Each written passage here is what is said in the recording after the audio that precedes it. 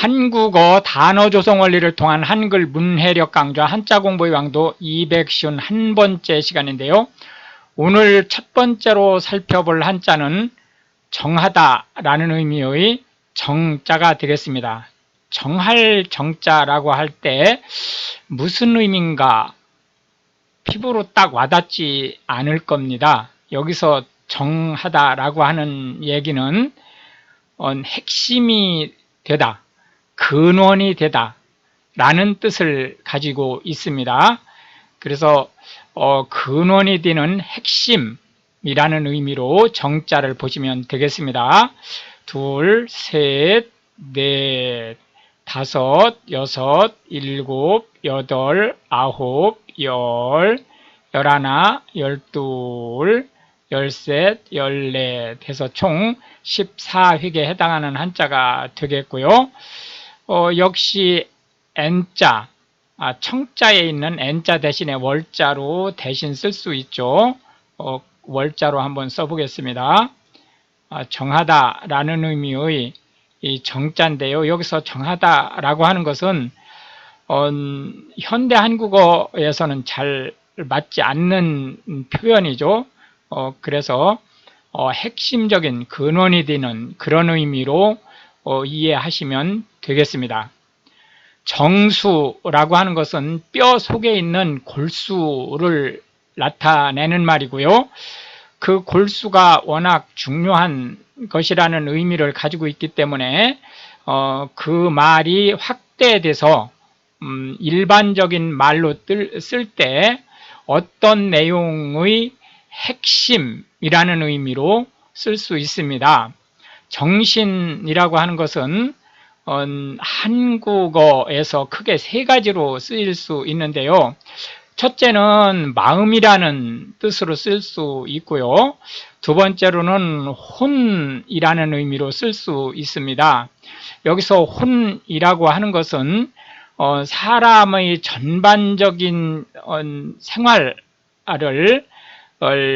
지배하는 그러한 이제 그 추상적인 개념이라고 보면 되죠. 육체에 반대되는 개념으로 쓸 수 있습니다. 그 다음에 이제 영이라는 이름으로 쓸 수 있는데요. 이 영이라는 의미는 이 혼과 신적인 존재 사이를 연결해주는 기능을 하는 것을 얘기합니다. 정신없다라고 하는 것은 경황 중이라서 어떤 일을 제대로 처리할 상황이 못 된다라는 뜻입니다. 정성이라고 하는 것은 참되고 성실하다라는 뜻이고요. 정신과라고 하는 것은 정신 관련된 질환을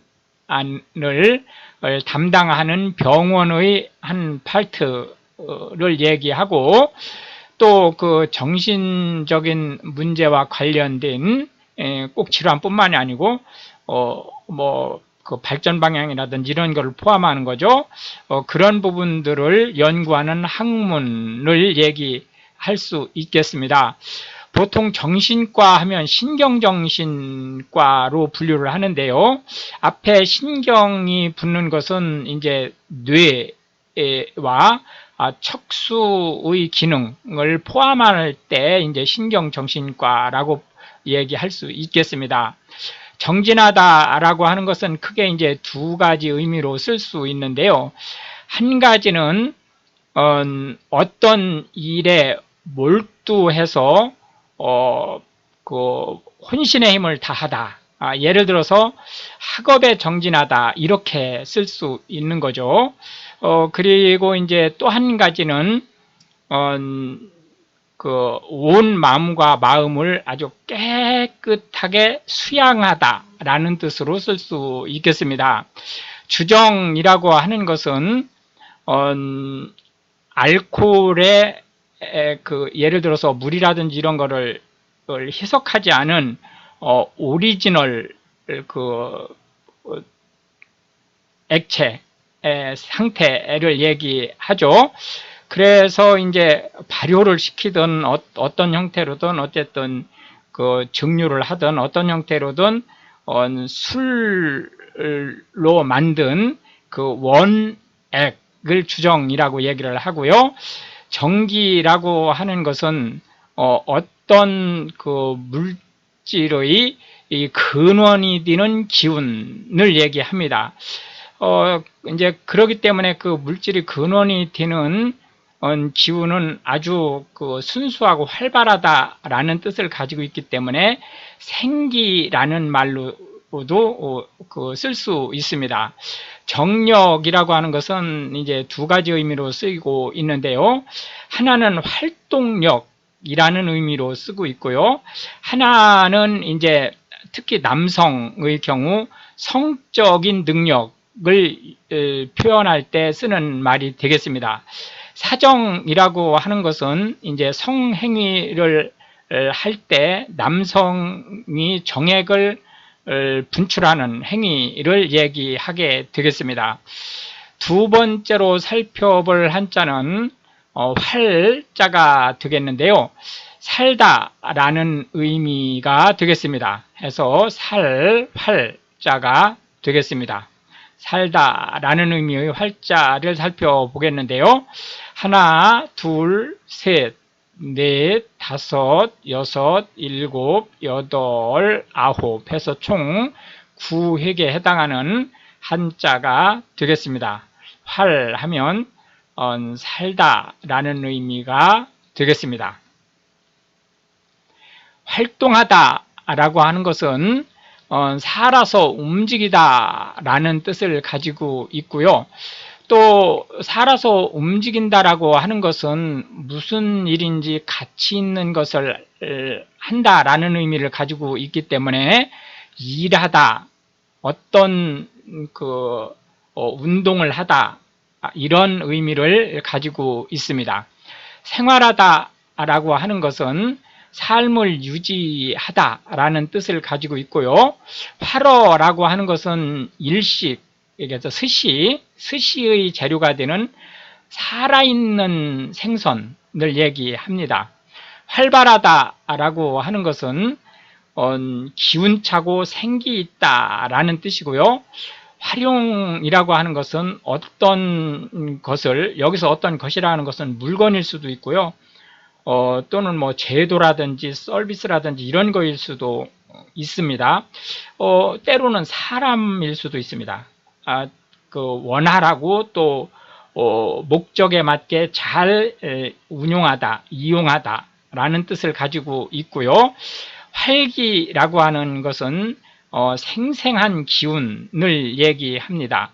사생활이라고 하는 것은 국가, 지방자치단체나 공공기관 이런 또는 기업에서 그 간섭할 수 없는 개인의 생활 영역을 얘기하는 거고요.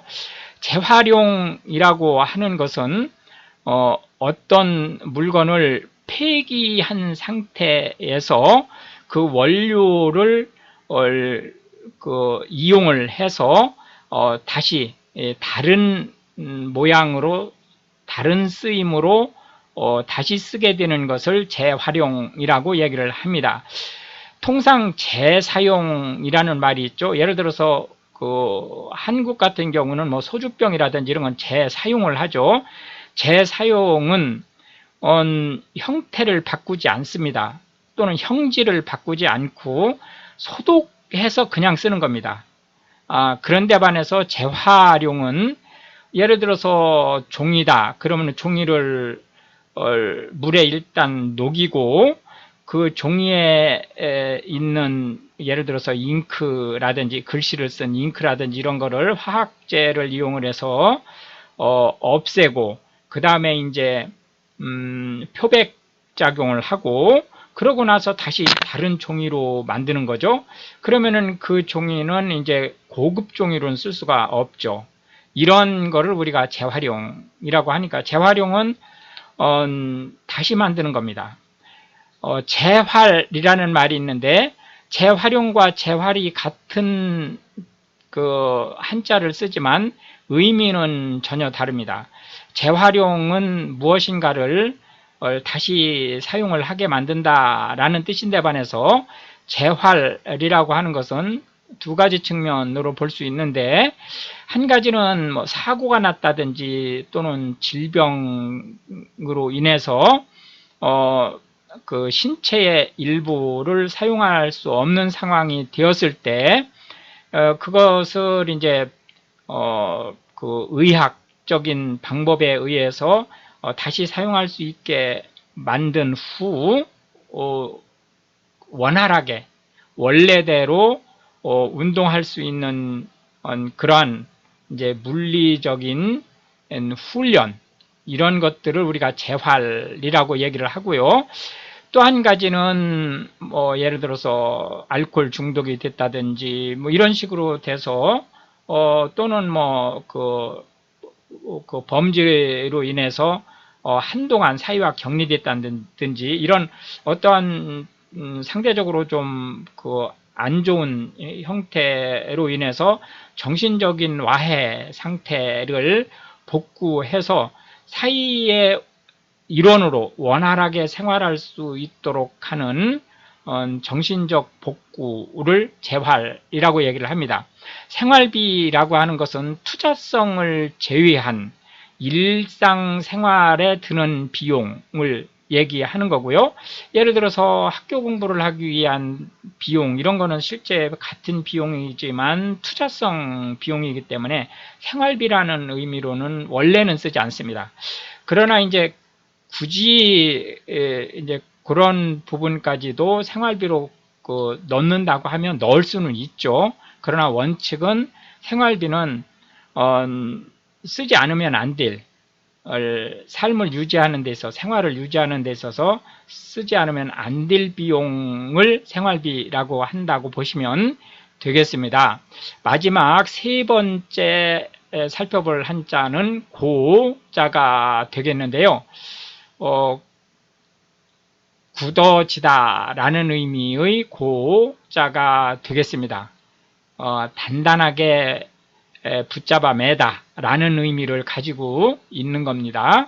하나, 둘, 셋, 넷, 다섯, 여섯, 일곱, 여덟 해서 총 8획에 해당하는 한자가 되겠는데요. 굳어지다, 단단하게 하다, 이런 의미의 고자가 되겠습니다. 고정시키다 라고 하는 것은 어디 한 군데에 부착해서 움직이지 못하게 하다 라는 뜻을 가지고 있습니다. 고정하다, 이 같은 한자예요. 고정하다 라고 하는 것은 흥분된 상태를 진정시키다 라는 뜻을 가지고 있고요. 고정관념이라고 하는 것은 어떤 뭐 물건이든 사람이든 일이든 이런 것들에 대해서 생각이 굳어져서 변하지 않는 상태를 얘기합니다. 고정간첩이라고 하는 것은 간첩 행위를 하기 위해서 파견되거나 이런 것이 아니고 그 간첩 행위를 하는 사회의 일원으로 거주하면서 간첩 행위를 하는 사람을 얘기합니다. 고집이라고 하는 것은 주위 환경의 변화나 설득에도 불구하고 자기의 생각을 계속 유지하는 것을 얘기하는 거고요. 고유명사라고 하는 것은 다른 물체 또는 사람, 기타 동물 이런 모든 것을 포함해서 다른 객체와 확연히 구별하기 위해서 지어진 또는 붙여진 기호나 이름을 얘기합니다. 여기서 앞에 고유라고 하는 것은 타고났다라는 의미예요. 그래서 타고났기 때문에 다른 것과는 확연히 구별되는 특징을 갖는 이라는 의미를 가지고 있습니다. 견고하다라고 하는 것은 흔들림이 없이 단단하다라는 뜻이고요. 고사하다라고 하는 것은 어떤 제안을 받았을 때 정중하게 그러나 확고하게 사양하다라는 뜻을 가지고 있습니다. 고착이라고 하는 것은 어떤 이게 이제 이 고착이라고 하는 것이 이 앞에 이 맨 처음에 봤던 고정하고 의미가 같습니다. 그런데 이 고정은 인위적으로 붙잡아 매는 형태를 띠는 데 반해서 고착은 달라붙는 것을 얘기합니다. 그렇기 때문에 고착은 이제 크게 두 가지 의미로 가질 수 있는데, 물리적으로 달라붙는 것을 얘기하는 거죠.